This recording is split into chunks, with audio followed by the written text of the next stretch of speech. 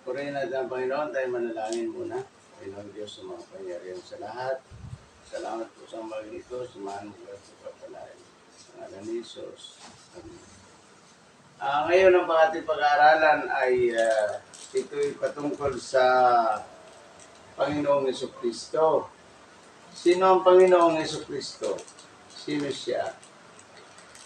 Sino ang Panginoon?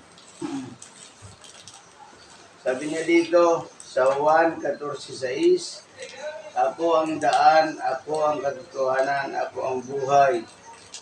Walang makaparoroon sa Ama o sa langit, maliban kay sa akin, sabi ng Panginoon. Ngayon, ibig sabihin ko, sino ba si Kristo? Si Kristo ay tagapagligtas. Kung wala siya sa puso natin, ay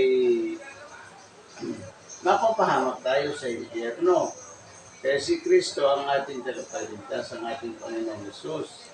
Siya ang ating Diyos at tagapagligtas na nagliligtas ng buhay ng tao. Naintindihan mo, Chi?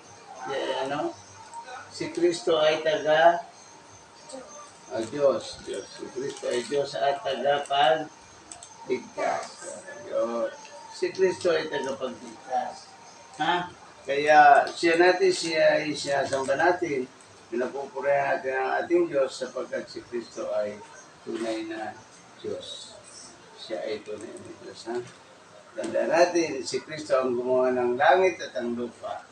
Kaya si Kristo ay, anong pinag-aralan natin ngayong umaga ito? Si Kristo ay tagapagligtas. Si Kristo ang tumubos ng ating kasalanan. Si Kristo ang ating tagapagligtas. Kaya pasalamat tayo sa ating Diyos. Purihin natin ang Panginoon sa lahat ng mga tao. Ay ito ang aming pinag-aaralan sa umaga ito. Si Kristo ang daan, si Kristo ang katotohanan, si Kristo ang buhay. Wala mga pupunta sa Ama maliban sa Kanya.